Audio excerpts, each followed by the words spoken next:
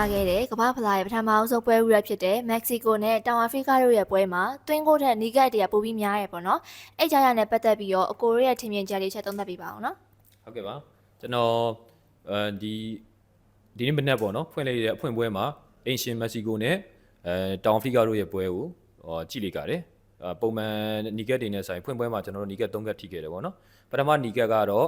နောက်ဆုံး last defense တိုက်စစ်ဆင်လာတဲ့တင်းကိုနောက်ဆုံးကစားသမားခန်းစစ်မှုကဖြစ်တာဖြစ်တဲ့အတွက်ဓာတ်ရိုက်နီကတ်နဲ့ထုတ်ပေးတာအဆင်ပြေတယ်ဒုတိယနီကတ်တော့နည်းနည်းပြောစရာရှိတယ်ပေါ့နော်ဘာလို့အကုန်ပြန်ကြည့်ကြရတယ်ဒိုင်လူကြီးလည်းကြည့်ရဒါပေမဲ့နောက်ဆုံးဆုံးဖြတ်ချက်ဒီဒိုင်လူကြီးဖြစ်တဲ့အတွက်မှန်တော့မှားတော့ဒီကဒုတိယပုံမှာပဲဆုံးဖြတ်ချက်ကကျွန်တော်ဆိုလို့ဒီဟာကျွန်တော်ရဲ့အမြင်ဆိုလို့ရှိရင်ကျွန်တော်အဲ့နီကတ်တော့မကြိုက်ဘူးနောက်ဆုံးမိနစ်မှာဆိုလို့ရှိရင်တော့အင်ရှင်မက္ကဆီကိုစီးတီးသူတို့တင်းကိုယ်တိုင်ပဲအနီကက်စာထိသွားတယ်ပေါ့နော်အဲ့အပြင်ကျွန်တော်တို့ဒီမှာဒိုင်လူကြီးတွေရဲ့ဆုံးဖြတ်ချက်တွေမှာအခြားຢာလေးတွေထူးခြားချက်ဖြစ်တဲ့ဟာလေးကိုတော့ကိုစွန်းတို့ကိုတစ်ချက်လောက်လေးအမြင်လေးပြောပြပါဟုတ်ကျွန်တော်အမြင်ရဆိုရင်တော့ဗောနော်ဒီနေ့ပွဲစဉ်မှာဆိုရင်တော့ရှေ့မှာလည်းတည်တဲ့အတိုင်းပဲစီမင်းစည်းကမ်းတွေအများကြီးထည့်သွင်းလာတာကိုမြင်ရပေမဲ့ပေါ့နော်ထူးထူးခြားခြားဖြစ်စဉ်ရဆိုရင်တော့ဒီဟွာပေါ့နော်ကိုသမားအနေနဲ့ဘောလုံးကိုချိန်ဆွဲပြီးကင်ထားတာတို့ဒီလက်ပစ်ဘောတို့ဆိုရင်တော့5စက္ကန့်အတွင်းပေါ့နော်အဲ့ထက်ပိုထူးခြားတာကဘာလဲဆိုတော့ဒီလူစားလဲတဲ့အချိန်မျိုးမှာဆိုရင်10စက္ကန့်အတွင်းမှာ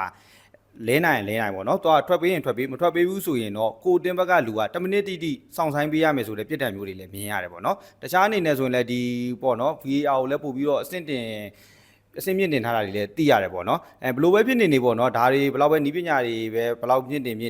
ဒီအဓိကဆုံးဖြတ်ချက်ချမဲ့သူကတော့ကွင်းလယ်တိုင်းဖြစ်နေတာဖြစ်တဲ့အတွက်ကြောင့်မလို့ဒီပေါ့နော် emotional ပေါ်မှာမူတည်ပြီးတော့အခြားငင်းပွားပွဲရာကိစ္စလေးတွေလည်းတက်ရှိအောင်မယ်လို့တော့မြင်မိတယ်ပေါ့နော်ကိုရက်ခိုင်ဦးအနေနဲ့ဆိုရင်ရောဘယ်လိုမျိုးလေးထပ်မြင်သေးလဲဗျဟုတ်ကဲ့ပါခုနပြောဆိုပေါ့ဖွင့်ပွဲစဉ်ကတော့နီကတ်တွေများတဲ့အတွက်ပုံမှန်ရဆိုရင်တော့နည်းနည်းရုပ်ဆိုးကြည့်တယ်လို့ထင်ရပေမဲ့ကျွန်တော်တို့ဒီကဘာလုံးစိတ်လှုပ်ရှားစောင့်ကြည့်ရတာဘာဖြစ်လဲဆိုတော့တချို့ဟာလေးမှာ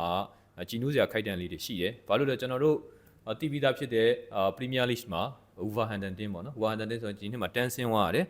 ်လက်ရှိမက္ကဆီကိုမှာဂိုးသွင်းသွားလိုက်တဲ့ရာဦးဂျီမီနက်ဆိုလို့ရှိရင်ဒီဝူဗာဟန်တန်တက်စင်မှုပေါ့နော်သူကဘာဖလားမှာဆက်ရွေးခံရတယ်ရွေးခံတဲ့အချိန်မှာသူဂိုးသွင်းသွားတယ်ပေါ့နော်သွင်းသွားတဲ့အချိန်မှာသူမျက်ရည်ကျတဲ့အထိအောင်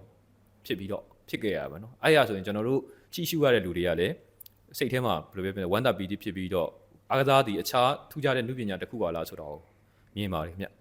ျကိုစန်းတဲ့ရဲ့နောက်ထပ်အခြားထူးခြားတဲ့ဖြစ်စဉ်လေးဘာလေးတွေရှိမလဲဘူးမသိကျွန်တော်ကတော့ထူးခြားဖြစ်စဉ်ကတော့အများကြီးတော့မရှိဘူးပေါ့နော်ဒီမနက်ပိုင်းမှာနောက်တစ်ပွဲထက်ကန်သွားတဲ့တောင်ကိုရီးယားနဲ့chess ပွဲမှာဆိုရင်လည်းပေါ့နော်တောင်ကိုရီးယားအသင်းကအကောင်းဆုံးလုပ်ပြသွားနိုင်တယ်ပေါ့နော်သူ့ရဲ့ဥရောပအသင်းတွေရဲ့အိမ်မက်ဆိုးဆိုတဲ့ဂုဏ်ပုတ်ကိုလည်းဆက်လက်ထိန်းသိမ်းသွားနိုင်ပါတယ်အဲ့ဒါလေးကိုတော့ကျွန်တော်တို့အာရှသားတွေအနေနဲ့ကတော့ဂုဏ်ယူစရာအနေလေးနဲ့တော့မြင်မိတယ်ပေါ့နော်တကယ်လဲဂုဏ်ယူဖို့ကောင်းပါတယ်ဟုတ်ခုနကိုစွန်းတဲ့ပြောသွားလို့ပေါ့နော်နောက်ဆုံးဒုတိယပွဲကတော့တောင်ကိုရီးယားနဲ့ chess ပေါ့တောင်ကိုရီးယား16နှစ်လောက်ကြာမှအုပ်စုဖွင့်ပွဲကိုပြန်နိုင်တာပေါ့နော်ဥရောပအသင်းကိုနိုင်တာပြီးတော့ကျွန်တော်တို့ကလည်းအာရှပြည်သက်တွေဖြစ်တဲ့အတွက်အာရှအသင်းဆိုလို့ရှိရင်ကျွန်တော်အားပေးစရာတောင်ကိုရီးယားဂျပန်လောက်ရှိတာဒီကမ္ဘာဖလားမှာဆိုလို့ရှိရင်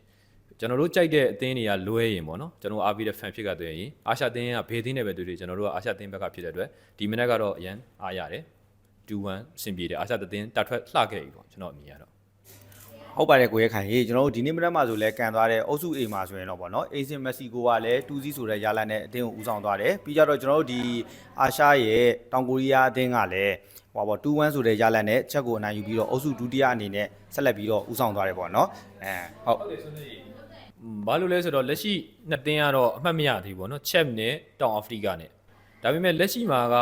ပြန်ခွင့်ကျင်းပပုံကအကောင်းဆုံးတတိယနေရာဆိုတဲ့တစ်ခုကိုချန်ပေးထားတာဖြစ်တဲ့အတွက်အကယ်၍နှစ်သင်းတပွဲတာနိုင်ခဲ့မယ်ဆိုလို့ရှိရင်အကောင်းဆုံးအုပ်စုတတိယနေရာကိုရပြီးတော့အုပ်စုကရင်တက်သွားနိုင်တယ်နောက်တစ်ခုဒါမှမဟုတ်ဘဲနဲ့သူတို့အသင်းတွေကနေပြီးနောက်ဆုံးလက်ကျန်နှစ်ပွဲတာ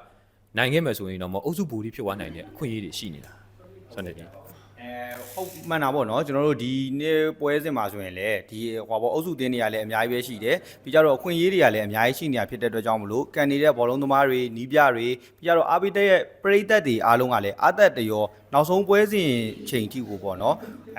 ဟောပေါ့စူးစမ်းခွင့်ရှိတယ်အားပေးခွင့်ရှိတယ်ဆိုတဲ့အမြင်လေးလည်းကျွန်တော်တို့အနေနဲ့မြင်ရတယ်ပေါ့နော်ဟုတ